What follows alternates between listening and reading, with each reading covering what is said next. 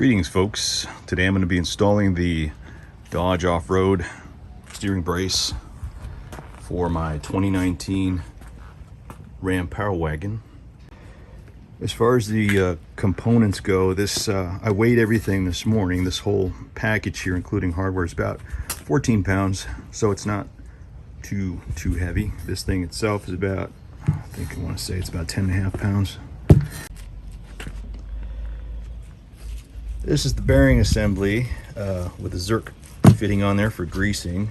That is going to house the sector shaft, which is going to replace the steering nut that's on there right now. So these two go together.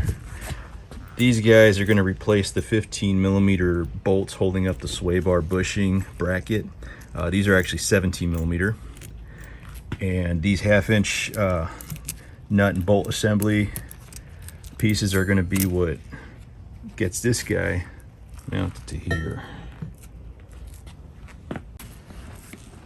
These bungee cords are not part of the instructions, but I'm going to be using them anyways because I am going to be disconnecting the sway bar completely so I can get it out of the way, and these are going to be used to kind of hold it in place so it doesn't fall and yank on that wiring harness connected to it. The tools that I will be using today are all 1/2-inch socket tools, from this torque wrench here to this breaker bar, and I'm going to be using either a long or short variation of these guys here, whichever the situation calls for, plus some wrenches to kind of help that along. A 1/8-inch Allen wrench to tighten down the collar on the bearing here, and maybe some impact drills to help me if I have a little bit of trouble. Giant 44mm wrench. I mean, this thing's no joke. Look at this. Stinking 24 inches, 2 feet long. It's not terribly heavy, but it's a big wrench. Some AntiSeize to put on the sector shaft, both threads and external, I suppose. And then they just want you to grease it up till a little bit of grease comes out sides here. As with any project, always make sure you secure your wheels nice and tight. Don't want this thing rolling for any reason. This driveway is slanted. Not that it's gonna give, but it's always a good safety precaution. All right, so I've got the bungee cords attached to the sway bar on both ends so that I could start taking the bolts off.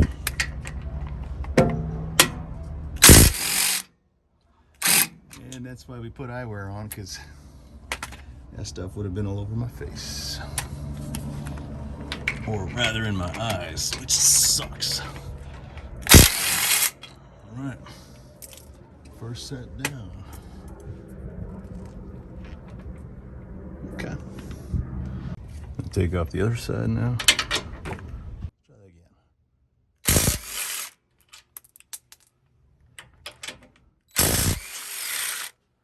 Bada boom. Now, the reason I got the sway bar off first, even though the instructions called to take off the nut first, is because I couldn't get the wrench in there. Now I can't. Piece of cake. All right, now the fun begins. I don't know how much force I got to put on this thing to take it off, but this 44mm is long enough. I'm hoping I get. Oh, that was easy. Yeah, that's I guess that's what a 2-foot wrench will get you in terms of leverage. It's actually pretty cool. Whew. Yeah, you're all gonna have to forgive me. I went to the gym last night, did a lot of tricep and upper arm work, so I feel like I've got wet noodles for arms right now.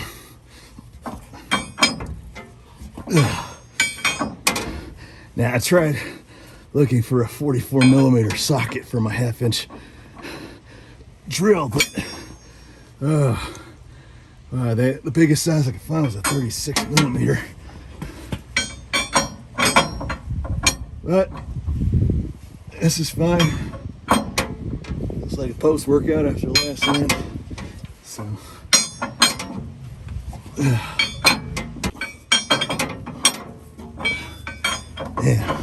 my arms are killing me. God damn. Oh, I think I could do it by hand now. There it is. That's a beefy nut right there. All right, moving on. AntiSeize. This is not the nickel based or the copper based. This is the aluminum based, and I believe it's a 1600 Fahrenheit tolerance. But you know what? It's just a steering component, so it ain't a big deal. Let's put a little bit on here. And we're going to wipe it on the inside of the threads here. Get a close-up on that. So we put some AntiSeize in here. And when I'm done and I get this mounted, we're going to put some on the outside too.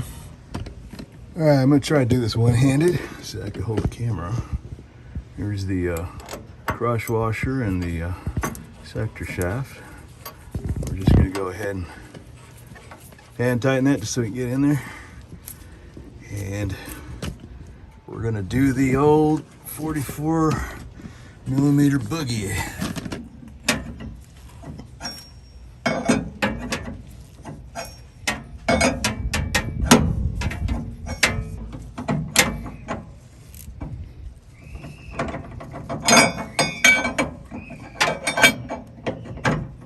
Let's see. Oh, there we go. I think one more crank ought to do it. I think this should be good enough. One more for good measure. There we go.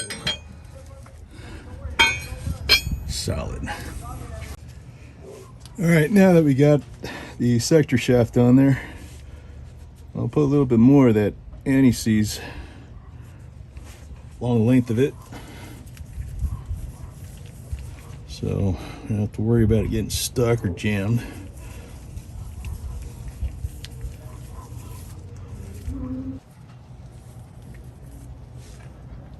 Coolio. All right, next we got to get the steering box bolt off. And that way we can bring the brace in to do its thing. Let me use my small impact to take off the steering box bolt here, but it does have a couple. The one you want to take off is the one a little further back, this guy here, 18 millimeter. All right, so now we get it out. We're gonna use this guy to secure the brace while we mount all the rest of the hardware. So I'm gonna go grab that right now and get everything set up. One thing to point out about the brace is when I got it, there were a few issues where the welds were, where the paint had just kind of come off and there was some light oxidation getting started. So I took a wire brush and kind of got rid of that stuff and put some rust reformer followed by some Rust-Oleum, and it's pretty good. I mean, I think I got most of it. Got most of the little spots that were kind of showing, so it should be good to go. I've got the brace on hand. This guy's ready to go in right here. Now this part's gonna line up with this bolt we just pulled out, and this part is going to kind of scoop up and carry the sway bar. And I want to use this bolt, stick it back in, kind of thread it just a little bit, just kind of hold this in place. I'm going to try and finagle these, they kind of work together. So I can get that 17 in there. Whoops. Let's see if I can line it up.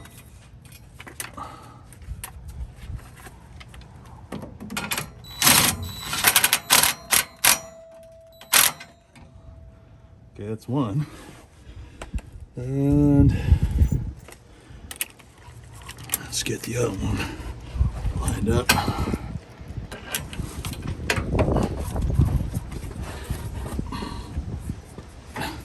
I use my knee here to kind of help keep the sway bar up.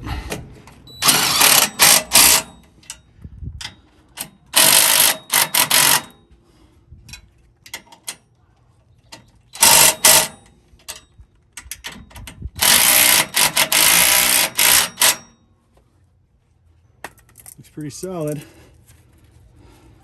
Thank God these are grade 10.9 bolts, man. I'm always afraid to snap these things off. Let's see. Yeah, that'll do. That'll do it. Okay, so now we got everything here. Probably gonna put a little extra AntiSeize on here after all the scraping and jostling about. Let me go get some more of that.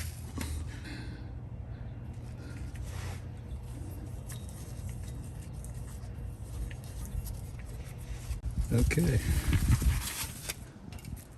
these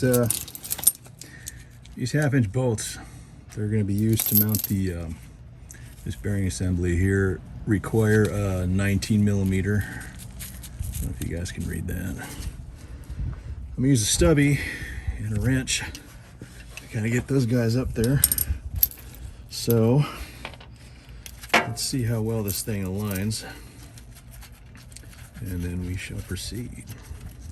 I'm gonna take this guy and mount it with the Zerk fitting backwards so it doesn't run the risk of getting knocked around, beat up, or broken when I'm off-road.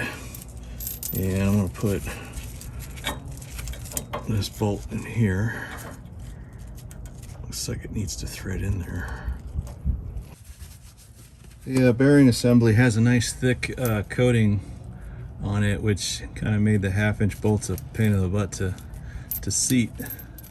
So you might want to put these guys through first before trying to do it like that, so it makes it a lot easier. Once that's there, it's just a matter of, ooh, man, this guy doesn't look like he wants to go on.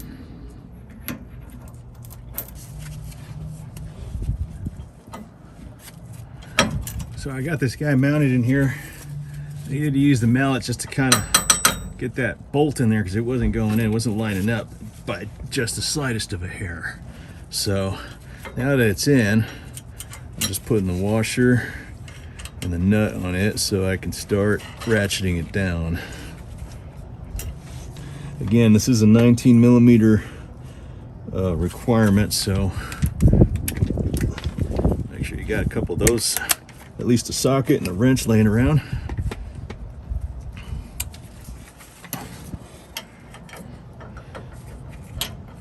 Got this wrench here, socket there. Come on. Now it's supposed to be 50 foot-pounds, so I'm not going to go too crazy with this. Just enough to get it on there. Okay. This side.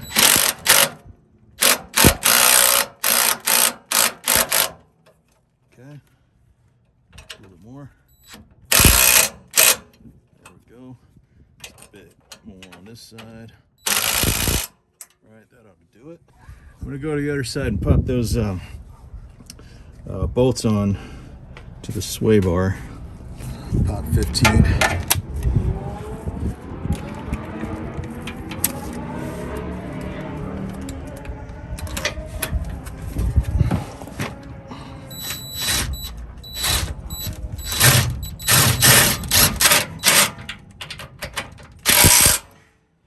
One.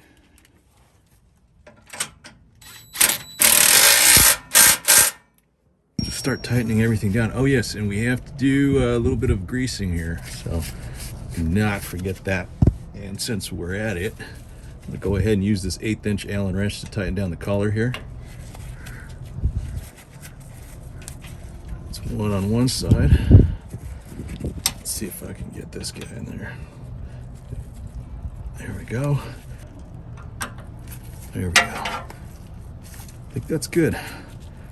Pop this guy off. Get the grease gun. Let's get this guy in here. All right.